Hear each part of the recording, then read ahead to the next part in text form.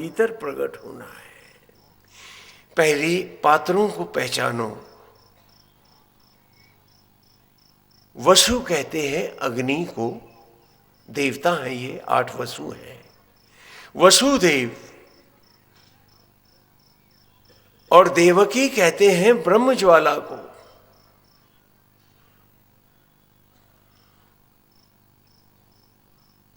उन्हीं के गर्भ से प्रभु को प्रकट होना है हर देह में।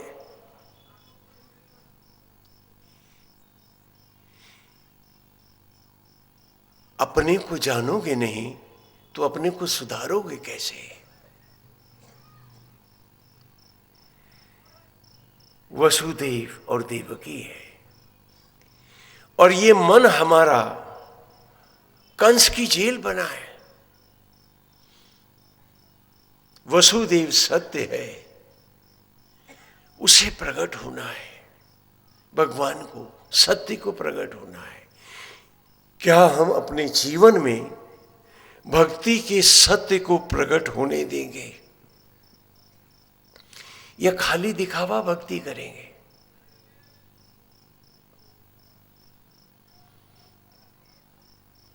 मैं आपको आपके करीब ला रहा हूं। ध्यान से सुनेंगे तो आपको अपनी कहानी समझ में आएगी। बहुत दुखी है वसुदेव, हथकड़ी और बेड़ियों से जकड़े हैं कि हे नारायण, अब क्या होगा? प्रभु आपका प्रागट्य होगा। ये पहरेदार उसे बताने जाएंगे कि सच ने जन्म लिया है, और हम सब कंस बन के उस सच को मारेंगे कि संसार को दिखावे में ही जीना होता है, सच से नहीं। बोलो, किसकी कहानी है ये? घर गृहस्थी करते हैं, सच नहीं करते हैं, डरते हैं अभी आएगा वो। बहुत दुखी है। और तभी महाविष्णु प्रकट हो गए। भगवान विष्णु प्रकट हो गए जेल में। वे चतुर्भुज हैं। उनके चारों हाथों में शंख, चक्र, गदा और पद्म है। ये उनके हाथों में है। महाविष्णु प्रकट हुए।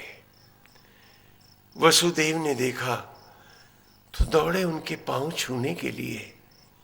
बेड़ियां रास्ते में और हथकड़ियों ने रास्ता रोक दिया। मुंह के बल धड़ाम से गिरे, बस एक बच्चे की तरह रोए जाते हैं। महाविष्णु ने कहा, वसुदेव मेरे प्यारे भक्त,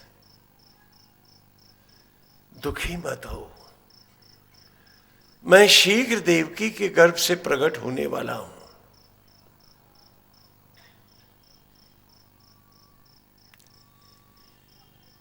और जब मैं प्रकट हो जाऊं तो मुझे टोकरी में रख लेना, जो फलों की टोकरी उसमें रख लेना, और टोकरी को सर पे रख लेना, और मुझे नंद बाबा के यहां, यशोमती के यहां मैया के पास छोड़ आना, और वहां योग माया प्रकट हुई है उसको ले आना। वसुदेव ने कहा, नारायण मैं ऐसा ही करूंगा। और भगवान लोप हो गए। अब वसुदेव जी और रो रहे हैं, और ज्यादा दुखी है कि प्रभु ये आपने क्या कह दिया कि मैं प्रकट हूं तो मुझे टोकरी में रख लेना। ये हथकड़ी बेड़ी नहीं देखे क्या? ये संसार की घर गृहस्थी की हथकड़ियां और बेड़ियां, मैं और मेरों के झूठ छुपाने की मनोवृत्ति आखिर हमारे हैं ना। ये हथकड़ियां और बेड़ियां नहीं देखी, आपने कह दिया ले जाना। ये पहरेदार नहीं दिखे, मैं आपको ले कैसे जाऊंगा? महाविष्णु अपनी लीला में आपकी हर समस्या को ला रहे हैं कि स्वामी जी भक्ति तो कर ले, फिर घर गृहस्थी का क्या होगा। अरे बोले तू चला रहा, एक सांस तो पहले अपनी चला, तो मैं जानू बड़ा चौधरी है। वसुदेव हमको हमारा चेहरा दिखा रहे हैं, वो आईना है कि रूप देखो, अपने जीवन के आचरण देखो। ये कथाएं किसी अदृश्य ईश्वर की हम पूजा नहीं कर रहे हैं, हम तो उस ईश्वर की पूजा कर रहे हैं जो आज भी हर घट में है और जीव मात्र की जूठन को रक्त में बदल रहा है। और ईश्वर अंश जीव अविनाशी। अगर आज नहीं मिले, आज मुलाकात ना हुई, आज बात ना हुई, तो जाने फिर कब मिलेंगे। ये जीवन के क्षण बहुत अमृत के हैं। दुखी है कि कैसे ले जाऊंगा। और तभी कन्हैया प्रकट हो गए, महाविष्णु बाल रूप में प्रकट हो गए और दुखी हो गए वसुदेव कि अब क्या करूंगा। स्वामी जी भक्ति तो कर लें, लेकिन घर गृहस्थी की बेड़ियां नहीं छोड़ती हैं। अचानक हाथों पर निगाह गई, वहां ना हथकड़ी है और ना बेड़ी है। पहरेदार सोए पड़े हैं, ताले खुले हैं और फाटक खुले हुए हैं। कोई बंधन नहीं है मित्र मेरी, यहां न कोई हथकड़ी है न बेड़ी है। तू सच्चे मन से उसका हो जा, हर द्वार खुला है। इस दंभ को छोड़ो कि तुम चलाते हो, उस सत्य को जानो कि वो हर सांस तुम्हारी चलाता है। काश आप इस बात को मेरी आज अपने जीवन में उतार पाए। हथकड़ियां और बेड़ियां खुली हुई हैं, फाटक खुले हैं, पहरेदार सो गए। एक बात बताओ, जब साक्षात महाविष्णु प्रकट हुए थे, भगवान श्री हरि स्वयं प्रकट हुए थे, तो वसुदेव की कोई हथकड़ी बेड़ी खुली थी? बोलो, नहीं ना। तो खाली मंदिर में जाके फूल फेंक आने से मूर्ति पे तुम्हारी कौन सी हथकड़ी बेड़ी खुल जाएगी। इस कथा को अपने जीवन की राह बनाना होगा।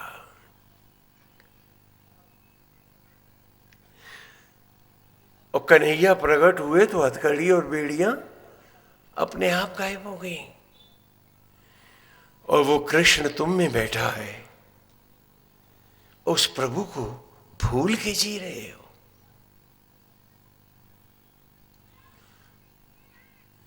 क्या ब्रज की गोपियां, क्या मथुरावासी, क्या युग युगांतर राजे और महाराजे जो प्रभु भक्ति में अपने आप को अर्पित किए थे, वो बाकी सारे काम नहीं करते थे, सारे धर्म नहीं निभाते थे। एक है विषयासक्त जगत का होके जीना, और एक है परमेश्वर का होके जगत को जीना। दो रास्ते हैं। एक में हम भटकते ही रहेंगे। वो सकाम मार्ग है, धूम्र मार्ग है, जिसका पितृयान है। हमारे पुष्पक विमान सजते रहेंगे, अर्थी फूलों से सजाई जाएगी, और हम विदा होंगे उस अर्थी पर शव बन के, एक मृतदेह बन करके। हाँ, आज भी पुष्पक विमान सजते हैं, शमशान तक हम उसी विमान में ही तो जाते हैं। स्वामी जी पुष्पक विमान होते थे क्या? आज भी होते हैं, बस देखने की जरूरत है तुम्हारी। फाटक खुले हुए, हैरान है वसुदेव, ये कैसी अद्भुत, क्योंकि कोई बंधन नहीं है, संसार निमित्त है, यहां हमारी इंस्ट्रूमेंटल वैल्यू है। घर में रहेंगे, घर की सेवा करेंगे, संसार में आएंगे, संसार की सेवा करेंगे, लेकिन कृष्ण के साथ ही करेंगे, उसको छोड़ के नहीं करेंगे। बस इतनी सी बात है। वो एक सूफी संत की वाणी है, यहाँ की नहीं है, मिडिल ईस्ट के वो बहुत अच्छे संत हुए हैं।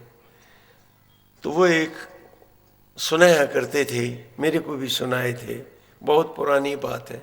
हाँ, कि हम उनको बुलाएं, वो क्यों करना आए। रहता नहीं है याद, इरादे बदलते हैं, हमारे ही इरादे बदल जाते हैं, हम संसार में भटक जाते हैं। हर जगह संत और फकीर, उनकी वाणी हमको ये नहीं कहती कि हम अपने कर्तव्य न करें। वो कहती है ईश्वर के होके कर्तव्य करें या झूठ कपट छल फरेब के कंस के होके करें। हर कथा आप में रहती है, सारे पात्र आप में हैं और आप जानते नहीं उनको। ये कैसी विचित्र बात है। हरि ओम नारायण हरि। वसुदेव जी ने कन्हैया को लिया, टोकरी में रखा,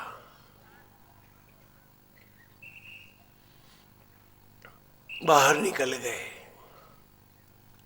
कोई चिंता ही नहीं है कि अगर पीछे पहरेदार जाग गए तो इसका क्या होगा, देवकी का जो मूर्छित पड़ी है। कुछ याद नहीं है। सर की टोकरी है और उसमें गोविंद विराजे हैं, परमानंद हो रहा है। और आपने सर की टोकरी में संसार विराजा है, तो भक्ति कहां से करोगे। दोनों का फर्क जानो।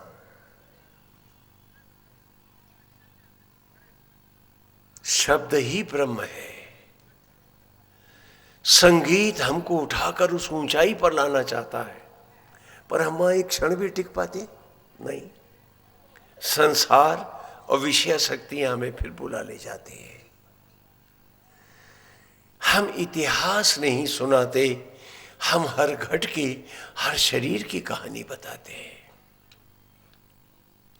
वो सर्वव्यापी है, वो आकाश में है, आसमानों में है, और वो आप सब में है। उसी का बनाया संसार है।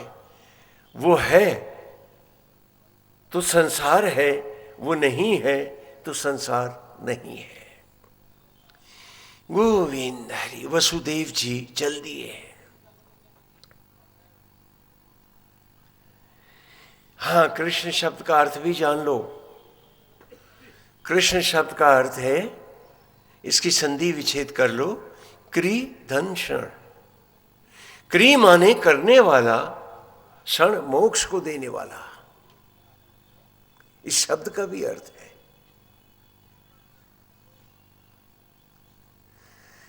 और हमने उस क्षण को अपने जीवन में सांसारिक व्याधियों में फंसकर आने नहीं दिया है।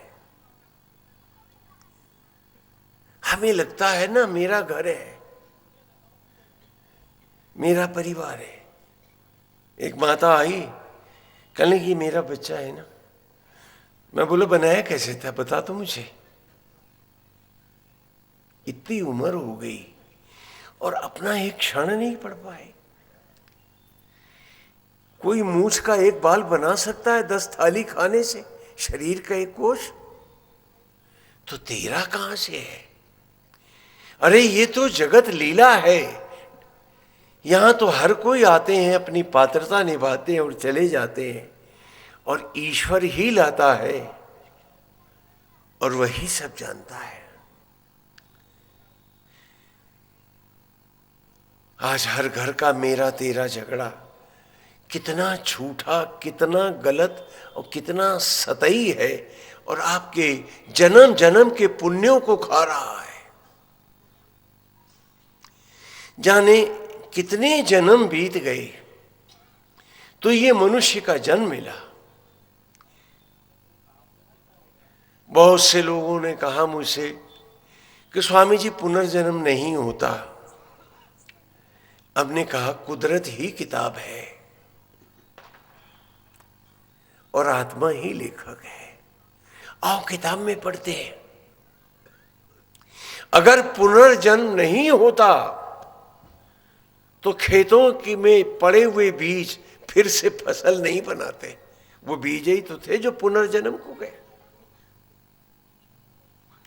अगर पुनर्जन्म नहीं होता तो तेरे घर औलाद कहां से आती?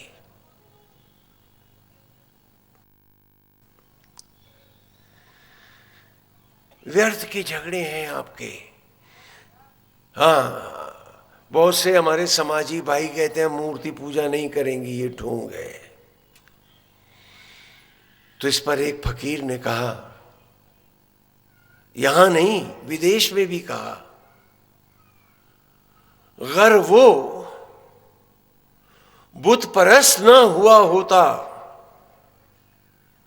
अगर वो बुत परस्त ना हुआ होता तो क्यों कर कायनात तमाम बुतों से भर गया होता।